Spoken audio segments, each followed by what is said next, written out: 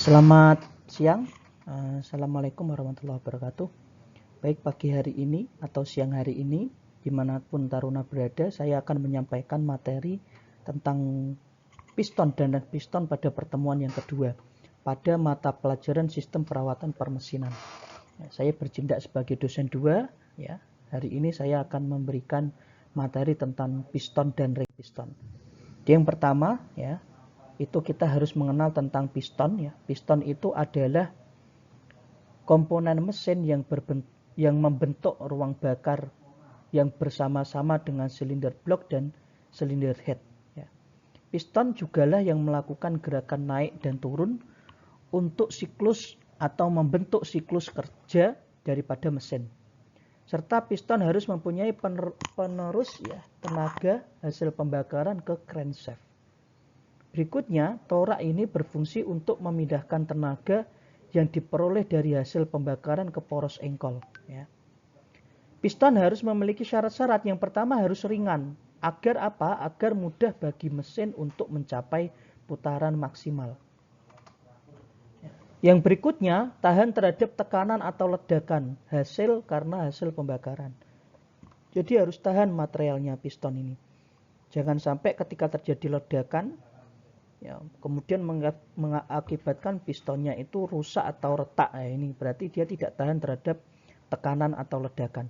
Yang ketiga yaitu tahan terhadap pemuaian. Ya. Jangan sampai pistonnya ini karena terlalu panas kemudian menyebabkan memuai dan meregang. Nah, ini yang tidak diperbolehkan, ya, daripada piston. Ya, di sini adalah gambar di mana piston atau piston head atau kepala piston, ya. Ada dua yang saya berikan contoh, ya.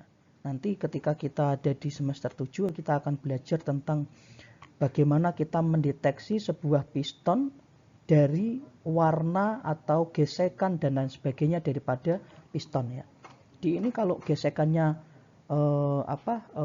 garis-garis gini itu tandanya seperti apa dan lain sebagainya. Kalau warnanya seperti ini seperti apa, kejadian apa yang mengakibatkan piston tersebut berubah warna, ya. Di ini adalah salah satu contoh piston di kapal, ya. Berikutnya yang kedua yaitu adalah ring piston, ya. Ring piston ini biasanya dibagi menjadi 3, ya. Ada top ring, ada second ring, dan oil ring, ya. Rata-rata menjadi 4 tahap, ya. Walaupun mungkin ada yang 4 Pak, ada yang 4 oke, tapi tahapannya tetap, ya. Ada yang top, ada yang second biasanya ada 1, ada 2, boleh, tidak apa-apa, tidak masalah. Yang keempat ini yang penting yaitu adalah oil ring, ya. Top, second, ya. Kemudian ini adalah third ring atau oil ring. Jadi piston ring adalah sebuah komponen, bagian dari komponen motor yang menjadi satu dengan piston, ya, yang mampu mempengaruhi kinerja daripada mesin. Komponen ini dipasang menjadi satu dengan piston, ya. Kemudian fungsi yang pertama itu adalah untuk mencegah kebocoran kompresi, mencegah masuknya oli mesin pada ruang pembakaran, dan menyalurkan panas dari piston ke dinding silinder. Ya. Top ring, fungsi daripada top ring itu adalah mencegah kebocoran dan tercampurnya udara dan bensin dan juga gas, ya, hasil pembakaran serta menghapus oil pada dinding silinder. Nah, nanti kita akan perjelas setelah kita lihat gambarnya, ya. Yang kedua, second ring atau tahap ring kedua, yaitu fungsinya untuk membackup kerja daripada top ring atau top kompresi yang fungsi utamanya sama dengan top ring, ya. Yang ketiga fungsinya adalah, ya, menampung dan membawa oil serta pelumas dalam ruang silinder. Oke, kita lihat sekarang gambarnya. Ya. Ini adalah yang disebut dengan silinder liner atau tempat di mana piston ring ini bergerak. Ya. Jadi kalau piston dan ring itu bergerak membentuk kerja, ya, entah itu kerja kompresi atau kerja exhaust atau kerja intake, ya. itu dia bergerak pada sisi antara dinding-dinding silinder liner ini ya. Ya, ini dinding-dindingnya. Oke. Ya. Fungsi daripada ring, ya yang ini ring ya. Ini memastikan bahwa ruang pembakaran, ya ini ruang pembakaran ya. Jadi kalau turun berarti ruang pembakarannya misal sini sampai sini ya. Ya. Pistonnya bisa bergerak ke bawah maksimal di sini ya. Ini kepala ujung permukaan pistonnya ada di sini. Oke. Berarti ini sampai sini ini adalah ruang pembakaran ya.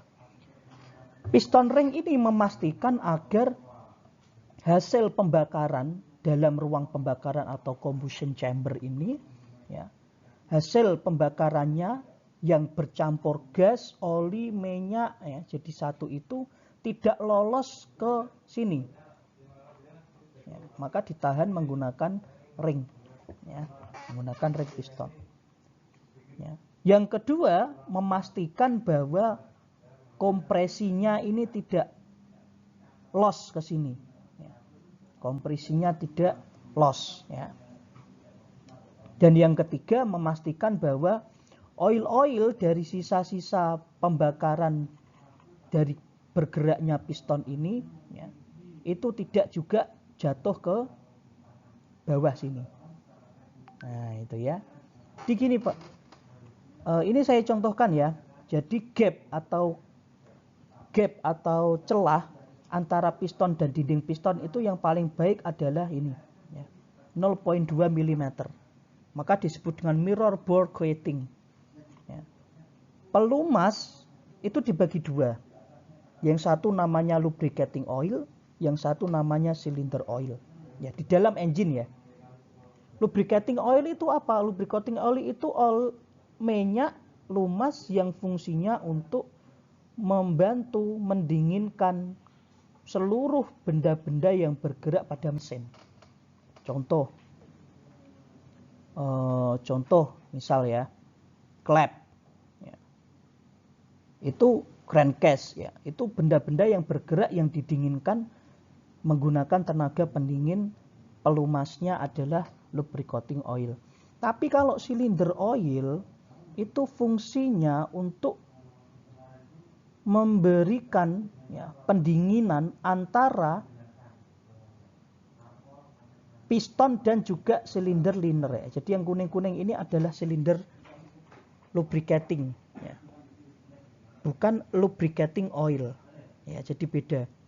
Perbedaannya di mana? Satu, pasti viskositasnya dan kekentalannya berbeda.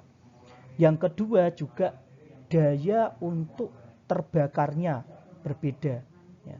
Kalau silinder oil daya terbakarnya lebih mudah daripada lubricating oil, sehingga apabila silinder oil itu melumasi gap antara minyak gap antara piston dan silinder liner ini, maka silinder liner harus habis terbakar ya. Itu ciri-ciri utamanya daripada silinder liner. Tapi kalau lubricating oil tidak habis terbakar, dia fungsi utamanya hanya mentransfer media panas dari part-part atau bagian-bagian mesin yang bergerak ya. Nah yang sebelah kiri ini disebut cast iron liner. Gap antara piston dan juga silinder ini lebih daripada 0,2. Ini yang jelek ya. Fungsi utama piston, dia harus dapat bekerja dengan temperatur dan tekanan yang tinggi ya. Sehingga apabila dia mengalami panas yang overheat, dia tidak boleh memuai, karena kalau memuai nanti akan membentuk cast iron liner atau gap antara piston dengan silinder liner ini ya, itu lebih dari 0,2. Jadi nanti di kapal ada measurement atau perhitungan pengukuran berapa diameter silinder liner daripada mesin per silinder ya. Itu nanti diukur. Tidak boleh lebih dari 0,2 ini gapnya. Kalau lebih ya, maka ini akan menjadi masalah. Karena apa? Karena akan menyebabkan cast iron liner ya. Saya kira seperti itu ya. Jadi Yang penting ini ring pistonnya tidak boleh dipasang secara urut. Misal nih, lubangnya di sini pada top ring. Nanti second ring lubangnya juga di sini, tidak boleh. Ya. Yang ketiga nih, oil ring masanya juga di sini lubangnya. Ya, pertemuannya itu di sini ini jadi satu, ini nggak boleh ya. Jadi misal nih, yang benar gimana? Yang benar ini misal top ring di sini. Ya. Pertemuan antara dua sisi ring ini ya, itu misal di sini. Ya. Nanti second ring itu harus berlawanan dengan ini, berarti di bagian belakang sana. Ya.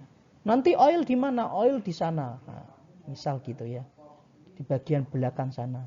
Oke, itu yang perlu kita pahami ya. Maka apabila hal semacam ini tidak diketahui oleh engineer khususnya, jadi pengecekan terhadap ring itu dilakukan setiap trip sekali atau setiap bulan sekali. Kalau tripnya panjang berarti setiap trip sekali. Tapi kalau tripnya tidak panjang ya, misal 1 minggu udah sampai, itu disarankan 1 bulan sekali untuk mengecek apa? Untuk ngecek ring ya. Jadi ini ring 1, ini ring 2, ini ring 3 nih ya, ring 3. Ya. Ini dicek. 1 dicek apakah terdapat seperti bekas terbakar ya. Kayak gini nih, ini contohnya berarti pelumasannya di dalam liner ini tidak maksimal sehingga menyebabkan torak-torak ini seperti terbakar ya. Nah, ini berarti pelumasannya tidak bagus ya. Besok semester 7 kita akan bahas masalah yang seperti ini ya, troubleshooting yang ada di permesinan. Ya, jadi ini dicek nih. Ya, caranya ngecek gimana? Patah tidak ringnya? Caranya ngecek agar tahu agar tidak patah atau tidak ya. Caranya kita coba tekan menggunakan obeng ya. Ringnya ini, apabila ringnya ini kembali lagi berarti tidak terjadi patahan. Tapi kalau ringnya kita dorong pakai obeng atau pakai apapun itu, ternyata kok ringnya itu tidak kembali lagi, berarti ring pistonnya terjadi patahan. Ya, jadi itu yang dites. Yang kedua berikutnya diukur gapnya. Gap ini ya, celahnya. Ya, celah antara 1 dan 2 ya, daripada ring piston. Ya. Oke. Baik, saya kira itu yang dapat saya sampaikan pada pertemuan kedua ini, semoga bermanfaat. Silahkan apabila ada pertanyaan bisa disampaikan kepada saya, boleh japri, boleh lewat ketua kelas dan lain sebagainya. Terima kasih, semoga bermanfaat. Selamat siang. Assalamualaikum warahmatullahi wabarakatuh.